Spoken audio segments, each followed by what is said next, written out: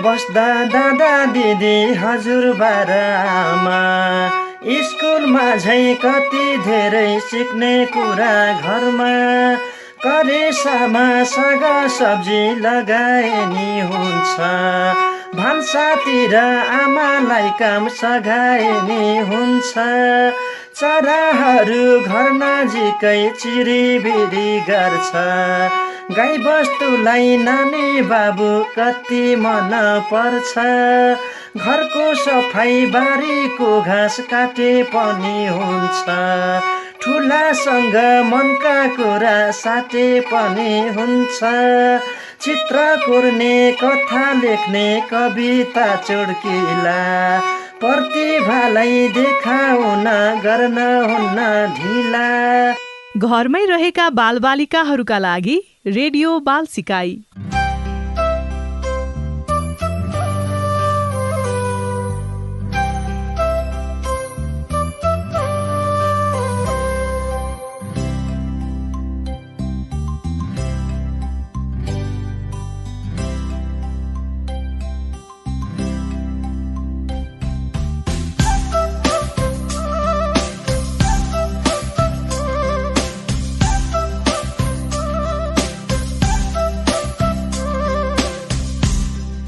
Para भाइ बहिनीहरू नमस्कार, सन्चै हुनुहुन्छ?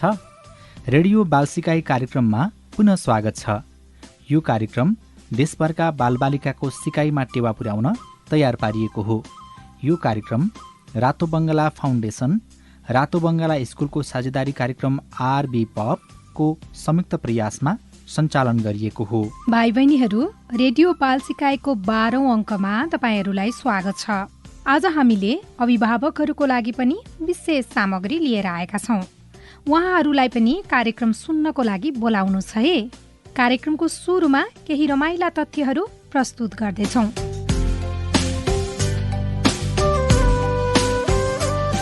हामीले गएको अङ्कमा नेवार जातिका बारेमा जानकारी दिएका थियौँ।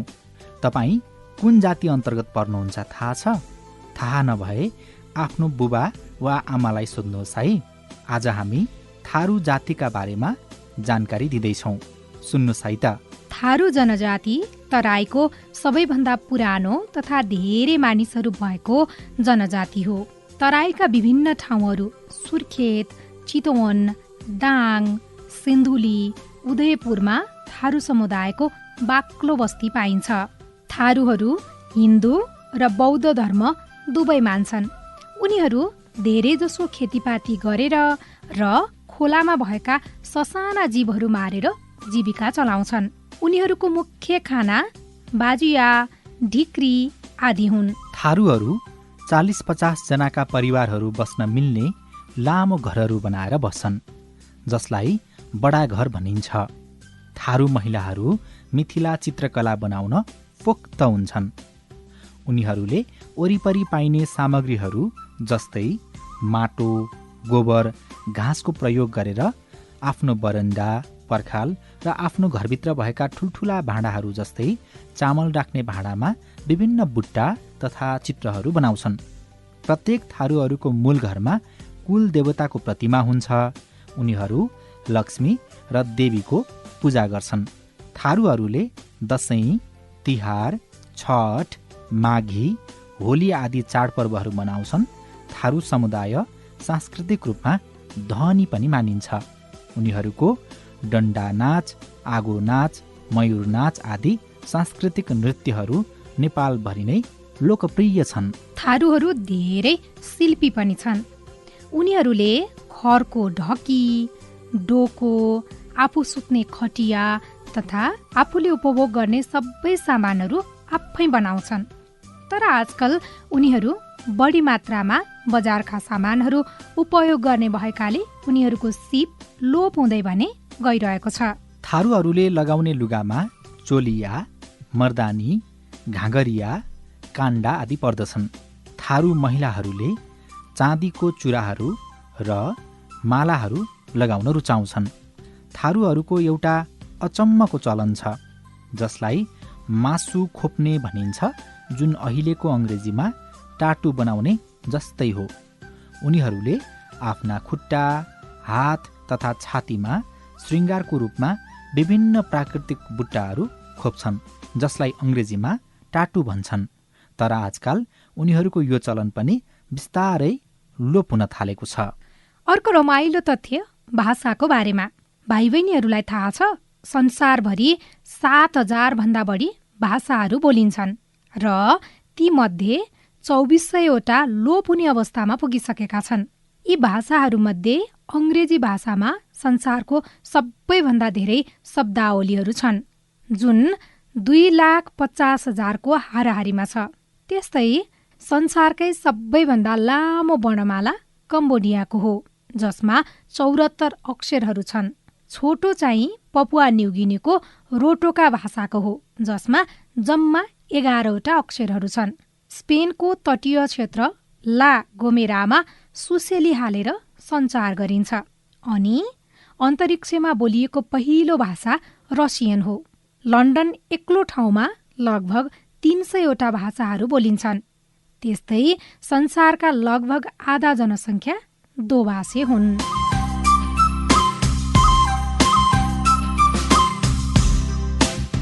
कार्यक्रमको दोस्रो खण्डमा आज हामी भाइ बहिनीहरूलाई एउटा रमाइलो कथा सुनाउँदैछौँ। आज रातो बङ्गला किताबद्वारा प्रकाशित च्याप्टर बुक धुमधामको घुमघामको 4थो अध्याय सुन्नुहोला है त। यस कथाका लेखक कनकमणि दीक्षित हुनुहुन्छ र सुभाष राईले चित्राङ्कन गर्नुभएको छ। आजको कथालाई दिव्यदेव पन्थले वाचन गर्दै हुनुहुन्छ।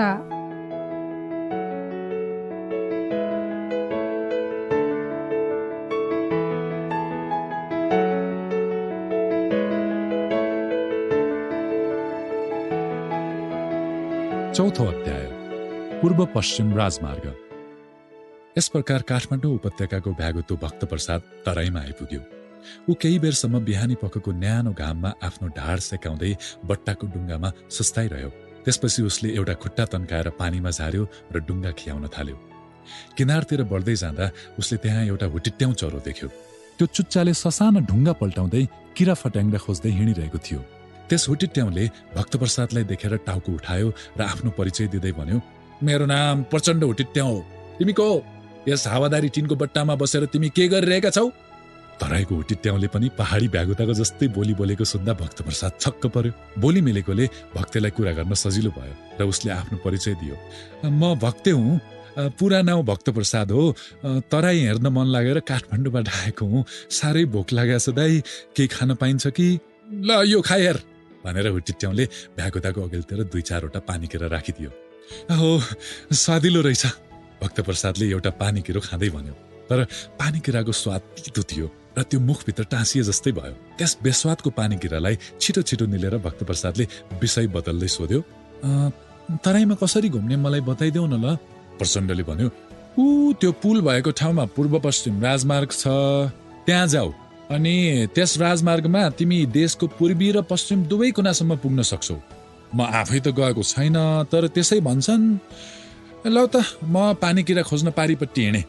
यति भनेर प्रचण्डले चुच्चो निहुराएर चराले गर्ने पाराको नमस्ते गर्दै बिदाबारी लियो र भुर्र उडेर बागमती पारी गयो। उड्दा उसका खैरा र सेता रङका प्वाखहरूमा सूर्यको किरण पर्यो र ती टल टल टल्के। भक्तप्रसाद प्रचण्डले देखाएको दिशातर्फ उफ्रदै गयो। उसले नदीलाई वारपार जोड्ने पुल देख्यो। अलिकति उकालो चढेपछि ऊ बगरबाट पुलमा उक्ल्यो र चिल्लो पिच भएको सडकमा आइपुग्यो। फुत्रुक्क उफ्रेर उसले सडक काट्नै लागेको बेलामा एउटा अजङ्गको टाउकोले भक्तप्रसादको बाटो छेक्यो। फाँ फाँ गरिरहेको नाकका पोरा, बाहिर निस्केको बलड्याङ्ग्रे आँखा, लामा लामा सिङ र जिब्राबाट र्याल झरिरहेको त्यो टाउको निकै भयानक देखिन्थ्यो। वास्तवमा त्यो टाउको एउटा गोरुको थियो। नाम मेरो तुलसीराम, गाडा तान्ने मेरो काम, रुखो स्वरमा एउटा गोरुले भन्यो। दायाँ बायाँ नहेरी यो सडक पार गर्दा के हुन्छ थाहा छ?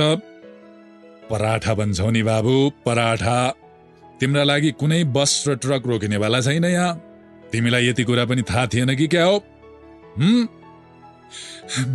मेरो ज्यान जोगाइदिनु भएकोमा धन्यवाद है बयल दाइ, भक्तप्रसादले भन्यो। यत्तिकैमा एकअर्कालाई उछिन्न खोज्दै 2वटा रात्रि बस त्यहाँ सडकबाट पूर्वतिर हुइकिए। भक्तप्रसादले नेपाल दर्शन गर्ने आफ्नो इच्छा बताएपछि तुलसीराम बयलले खुलेर सबै थोक बताउन थाल्यो।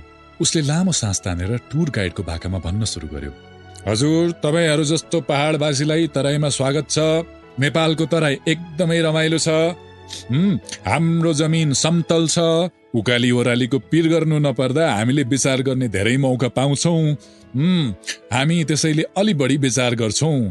म तपाईहरूलाई यहाँको एकदमै होनहार बिराला, गाई, कुकुर, परेवा र मानिसहरूसित भेट गराइदिउँला है। यहाँका बिरालोको बोली, परेवाको घोराई र मान्छेहरूका गीतहरू अन्तभन्दा मिठा हुन्छन्। तराईको जंगलको त झन् कुरा गरेर साध्य नै छैन। यहाँका जंगलमा अन्त नपाइने अनेक थरीका जीव जन्तुहरू पाइन्छन्। बयल दाई, मैले बिराला, कुकुर र मान्छे त थुप्रै देखेको छु, तर साँच्चीकै जंगल भने देखेको छैन। त्यो कस्तो हुन्छ? भक्तप्रसादले सोध्यो। इचङ्गको धान खेतमा हुर्किएको भक्तप्रसादले नागार्जुनको वन त देखेको थियो, तर त्यहाँ अग्लो पर्खाल लगाइएको हुनाले उसले कहिल्यै पनि जंगल घुम्ने मौका पाएको थिएन। जंगल भनेको ठुल्ठुला रुख, बुटबुट्यान र घाँसको झाडी हुने ठाउँ हो। अब त्यहाँ थुप्रै जंगली जनावर र चराचुरुङ्गी बस्छन्। तुलसीराम बयलले भक्तप्रसादलाई बुझाइदियो। भ्यागुता नानी, तिमीले साई चितवन राष्ट्रिय निकुञ्ज जानै पर्छ, बुझ्यौ? त्यहाँ जस्ता जंगली जनावर त नेपालमा मात्र होइन, संसारमै कतै पाउँदैनौ। यति सल्लाह दिएपछि बयलले भक्तप्रसादलाई आफ्नो गाडामा चढ भन्यो। तुलसीरामको निम्तो पाएर भक्तप्रसाद उफ्रियो र परालको बोझा लादिएको गाडामा बस्यो। त्यसपछि उनीहरू धागो जस्तै तन्किएको पूर्व पश्चिम राजमार्ग नछोडी पश्चिमतिर लागे। एक दिन र एक रात हिँडेपछि उनीहरू पथलैया भन्ने बस्तीमा आइपुगे। त्यस ठाउँमा अडिएर गोरुले भन्यो, यहाँबाट म दक्षिण वीरगन्जतिर लाग्छु। तिमी चाहिँ हेटौडासम्म उत्तरतिर जानु र त्यसपछि पश्चिमतिर लाग्नु, बुझ्यौ? निकै हिँडेपछि भरतपुर भन्ने ठाउँ आइपुग्छ। त्यहाँ हवाईजहाज उड्ने ओर्लिने ठाउँबाट देब्रेतिर लागेपछि चितवनको जंगल पुगिन्छ। एकछिन सोचेर उसले फेरि भन्यो, जंगलका जनावरहरूसित होशियार रहनु है। उनीहरू हामी घरपालुवा जस्ता रत्तिएका हुँदैनन्।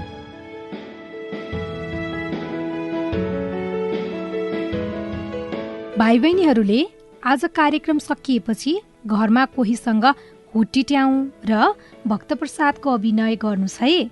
यस अध्यायमा भक्तप्रसादलाई कसले सहयोग गरे? तराईका जंगल कस्तो हुन्छन् र त्यहाँ कस्ता कस्ता जंगली जनावरहरू पाइन्छन्? पूर्व पश्चिम राजमार्ग नेपालमा कहाँ कहाँ पुग्छ र आफूलाई कथामा मन परेका कुराहरू घरका सदस्यहरूसँग पनि छलफल गर्नुहोस् है।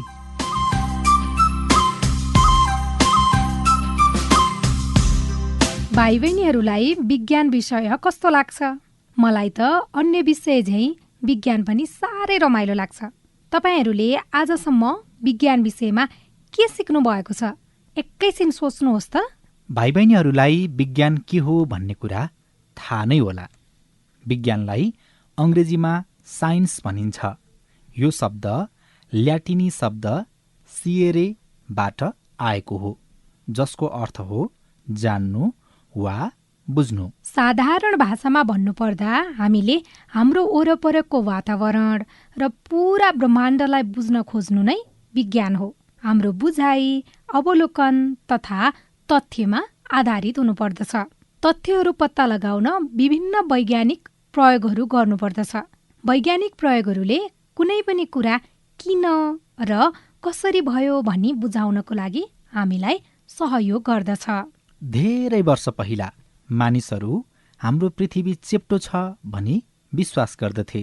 अन्वेषकहरूले आफ्नो जहाजमा सारा संसार यात्रा गरी पृथ्वी गोलो छ भनी प्रमाण देखाएपछि मात्रै मानिसहरूले पृथ्वी साँच्चै गोलो छ भनी मान्न थालेका हुन्। विज्ञान भन्नासाथ हामीले प्राकृतिक विज्ञान बुझ्नुपर्दछ। प्राकृतिक विज्ञानले प्राकृतिक संसार र ब्रह्माण्डको सबै चिजहरूको अध्ययन गर्दछ। प्राकृतिक विज्ञानका दुई मुख्य शाखाहरू छन्। ती हुन् जीव विज्ञान र भौतिक विज्ञान। यी प्रत्येकलाई साना शाखाहरूमा टुक्र्याउन सकिन्छ। जीव विज्ञान सजीवहरूको अध्ययन वरिपरि केन्द्रित हुन्छ। जीव विज्ञानभित्र पनि विभिन्न उपशाखाहरू छन्। तीमध्ये केही हुन् प्राणी विज्ञान, यसलाई अङ्ग्रेजीमा जुलोजी भनिन्छ। यसमा जनावरहरूको बारेमा अध्ययन गरिन्छ। वनस्पति विज्ञान, यसलाई अङ्ग्रेजीमा बोटानी भनिन्छ। यसमा बोट बिरुवाहरूको बारेमा अध्ययन गरिन्छ। भौतिक विज्ञानले निर्जीवहरूको अध्ययन गर्दछ। यसका धेरै शाखाहरू छन्। तीमध्ये केही बेरमा हामी चर्चा गर्छौं। रसायन विज्ञान, यसलाई अंग्रेजीमा केमिस्ट्री भनिन्छ। यसमा पदार्थको संरचना र तिनका गुण र तिनमा हुने परिवर्तनहरू, रासायनिक संरचना आदि बारेमा अध्ययन गरिन्छ। भौतिक विज्ञान, यसलाई अंग्रेजीमा फिजिक्स भनिन्छ। यसमा पदार्थ र गति, चुम्बक, ताप, प्रकाश, बिजुली, ध्वनि आदिको बारेमा अध्ययन गरिन्छ। खगोल विज्ञान, यसलाई अंग्रेजीमा एस्ट्रोलोजी भनिन्छ। यसमा ग्रहहरू, चन्द्रमा, तारापुञ्जहरू लगायत आकाशीय पिण्डहरूको अध्ययन गरिन्छ। त्यस्तै मौसमको अध्ययनलाई मेट्रोलोजी भनिन्छ। चट्टान र खनिजहरूको अध्ययनलाई चाहिँ जियोलोजी भनिन्छ। डायनासोर र जीवाश्मको अध्ययनलाई पेलियोन्टोलोजी भनिन्छ। हामीले भर्खरै विज्ञानका केही शाखा तथा उपशाखाहरूको मात्र चर्चा गरेका छौं। विज्ञानलाई अझ गहिराईमा पनि बुझ्न महत्त्वपूर्ण छ, जुन तपाईले माथिल्ला कक्षाहरूमा अध्ययन गर्नुहुनेछ।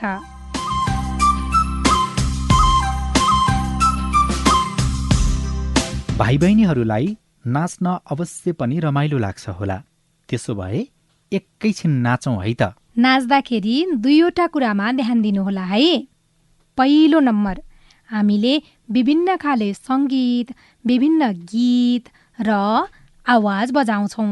जस्तै छिटो बज्ने, बिस्तारै बज्ने, ठुलो आवाजको, मधुरो आवाजको आदि। तपाईले सङ्गीत अनुसार आफ्नो जिउ मिलाउँदै नाच्नुपर्छ है। अनि दोस्रो नम्बरमा चाहिँ सङ्गीत बिचमा एकछिनको लागि रोकिन्छ र रोकेको अवस्थामा तपाईहरू नाच्दै गर्दा जस्तो स्थितिमा हुनुहुन्छ नचलिकन त्यही स्थितिमा बस्नुपर्छ, मूर्ति जस्तै भएर। सङ्गीत पुनः बजेपछि त्यसरी नै नाच्न थाल्नुहोस्। सुरु गरौँ त? तयार हुनुहुन्छ? त्यसो भए उभिनुहोस्, सङ्गीतसँगै नाच्न सुरु गरौँ।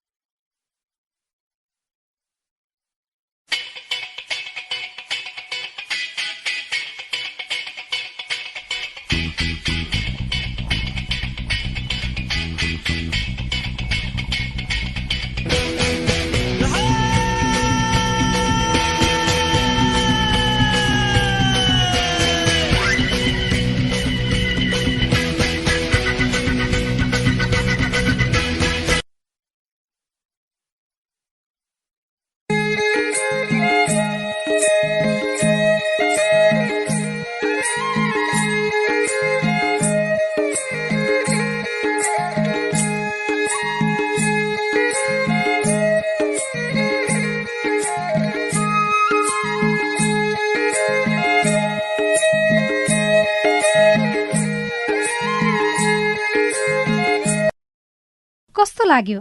यो खेल आफ्नो परिवारसँग पनि खेल्नुहोस् है।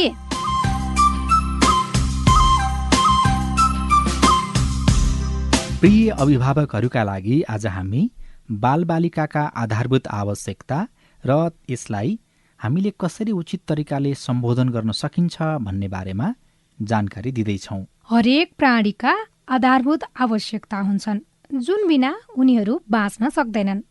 अमेरिकन मनोवैज्ञानिक अब्राहम मास्लोका अनुसार मानिस जातिको पनि आधारभूत आवश्यकताहरू हुन्छन्। आधारभूत आवश्यकता भनेको नभई नहुने आवश्यकताहरू हुन्। वयस्क मानिसहरूले यी आवश्यकताहरू आफैले पूरा गर्न सक्दछन्, तर ससाना बालबालिकाको लागि अभिभावकहरूको सहयोग चाहिन्छ। आधारभूत आवश्यकताहरू यस प्रकारका छन्। पहिलो आवश्यकता शारीरिक प्रक्रियाको आवश्यकता हो। दोस्रो सुरक्षाको आवश्यकता हो। तेस्रो सुसम्बद्धता र मायाको आवश्यकता हो। चौथोमा पर्छ सम्मानको आवश्यकता। अनि पाँचौँमा पर्छ बौद्धिक विकासको आवश्यकता। शारीरिक प्रक्रियाको आवश्यकता पहिलो आवश्यकता हो, जुन सबैभन्दा महत्त्वपूर्ण छ। यसमा सफा पानी पिउन पाउने, बेला बेलामा पौष्टिक आहार खाने, शौचालय जाने र राति राम्रोसँग सुत्ने कुराहरू पर्दछन्। यसमा लुगा, जुत्ता जस्ता आवश्यकता पनि पर्छन्। अभिभावकले के बुझ्नुपर्छ भने यी आवश्यकता परिपूर्ति बिना हाम्रा बालबालिकाले राम्रोसँग हुर्कन पाउँदैनन्। अझ स्वच्छ हावामा सास फेर्न पाउने पनि उनीहरूको हक हो।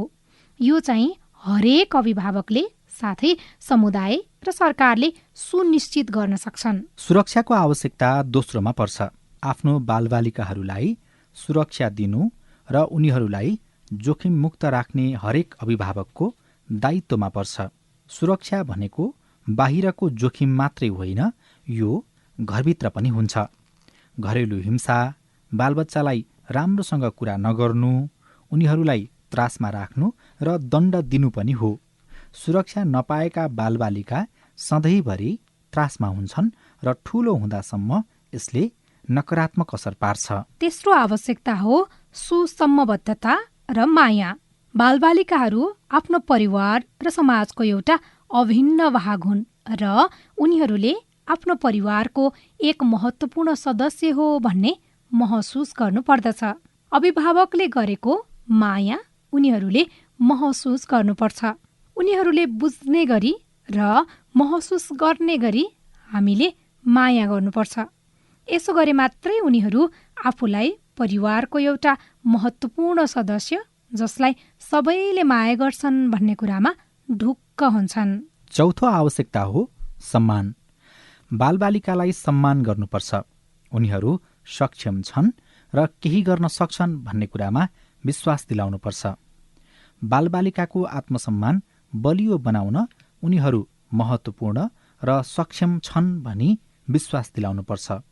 यसका लागि हामीले बालबालिकाले देखाएका सकारात्मक व्यवहार र कामहरूलाई प्रोत्साहन गर्न जरुरी हुन्छ, जसले गर्दा बालबालिकामा म पनि केही गर्न सक्छु र म सक्षम छु भन्ने भावनाको विकास हुन्छ। अर्को महत्त्वपूर्ण कुरा, अभिभावकले आफ्ना बालबालिकाहरूले आफूसँग नडराइकन साँचो कुरा बोल्ने वातावरण बनाउनुपर्छ। उदाहरणका लागि, बालबालिकाले कुनै गल्ती नै गरे पनि इमान्दारिताका साथ तपाईसँग आदान प्रदान गर्न प्रोत्साहन गर्नुहोस्। यसो गर्नाले गल्ती हुनु स्वाभाविक हो र गल्तीहरूबाटै हामीले सिक्छौँ भन्ने कुरा बालबालिकाहरूले बुझ्नेछन्। यी चारवटा आधारभूत आवश्यकताहरू परिपूर्ति भएपछि मात्रै हाम्रा बालबालिकाहरू ढुक्क हुन्छन्। त्यसपछि मात्र उनीहरूको बौद्धिक विकास सम्भव हुन्छ। उनीहरूलाई धेरै कुरामा जिज्ञासा हुन्छ। के, किन, कसरी भन्ने कुराको जवाफ पाउन आफै तल्लीन भई लाग्छन्। उनीहरू केही नयाँ सिप सिक्न वा नयाँ सोचका लागि तयार हुन्छन् र जीवनमा अगाडि जाने कुराहरूमा उनीहरूको चासो बढ्छ। साथै जे कुरा पनि गहिरिएर विचार गर्ने, धेरै ध्यान दिने र सिप विकास गर्नेतर्फ लाग्छन्। विद्यालयले पनि उनीहरूलाई केन्द्रबिन्दुमा राखेर महत्त्वपूर्ण सिप सिकाइको वातावरणको सृजना गर्नुपर्छ। तसर्थ आफ्नो परिवेश अनुसार आफ्ना बालबालिकाहरूलाई चाहिने सबै कुराहरू गरौँ। बिरुवा रोपेर मात्र हुँदैन, उचित स्याहार र गोडमेल पनि उत्तिकै महत्त्वपूर्ण हुन्छ। आधारभूत आवश्यकताहरूलाई ध्यानमा राखेर अभिभावकहरूले चाहिने मलजल बालबालिकालाई दिनुपर्छ। बालबालिकाका लागि पहिलो शिक्षक अभिभावक नै हुन्। यदि अभिभावकले राम्रोसँग आफ्ना बालबालिकालाई हुर्काएका छन् भने विद्यालयमा पनि उक्त विद्यार्थीले राम्रो गर्छ। यसैले आफ्ना बालबालिकालाई चिनेर उनीहरूलाई सबल, सरल र सिपालु भएर हुर्कने प्रेरणा दिनुहोस्। आशा छ अभिभावकहरूलाई आजको यो जानकारी उपलब्धिमूलक लाग्यो होला र सोही अनुसार आफ्ना बालबालिकाका आधारभूत आवश्यकतालाई सम्बोधन गर्नुहुनेछ भन्ने हाम्रो अपेक्षा छ।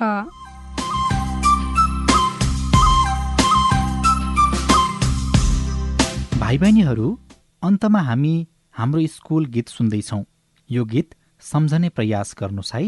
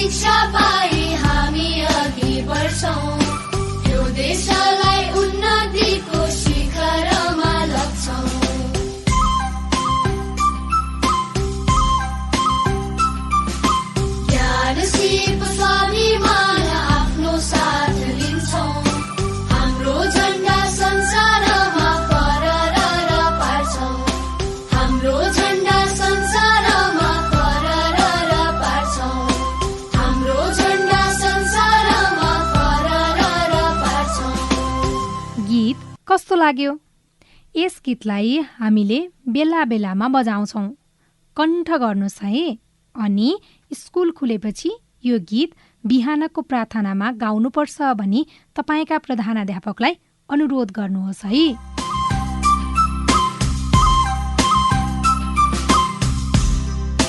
श्रोतावृन्द, आशा छ आजको कार्यक्रम तपाईहरूलाई ज्ञानवर्धक मात्र नभई मनोरञ्जनात्मक पनि भयो होला।